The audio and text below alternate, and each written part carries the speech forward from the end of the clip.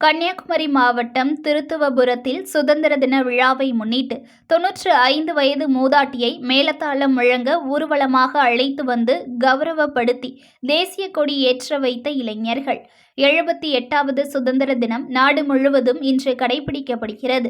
அரசு நிறுவனங்கள், தனியார் நிறுவனங்கள், பள்ளி, கல்லூரிகள் மற்றும் பொது இடங்களில் தேசிய கொடி ஏற்றப்பட்டு இனிப்புகள் வழங்கி கொண்டாடப்பட்டு வரும் நிலையில் கன்னியாகுமரி மாவட்டம் திருத்துவபுரம் பகுதியில் இளைஞர்கள் சுதந்திர தின விழாவை வித்தியாசமாக கொண்டாடினர்.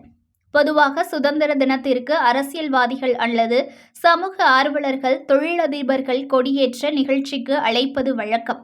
ஆனால் இவற்றிற்கு மாறாக திருத்துவபுரம் பகுதி இளைஞர்கள் அந்த பகுதியைச் சேர்ந்த 95 வயது மூதாட்டி பார்வதி என்பவரை அவரது வீட்டிலிருந்து செண்டை மேளம் முழங்க கையில் தேசிய கொடியை கொடுத்து ஊர்வலமாக அழைத்து வந்தனர். பின்னர் திருத்துவபுரம் சந்திப்பில் தயார் செய்து வைக்கப்பட்டிருந்த கொடி கம்பத்தில் மூதாட்டி பார்வதியை தேசிய கொடியை ஏற்ற வைத்தனர்.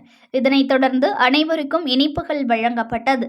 சுதந்திர தின விழாவில் மூதாட்டி ஒருவரை கௌரவித்து இளைஞர்கள் செய்த செயலுக்கு பலரும் பாராட்டு தெரிவித்தனர்.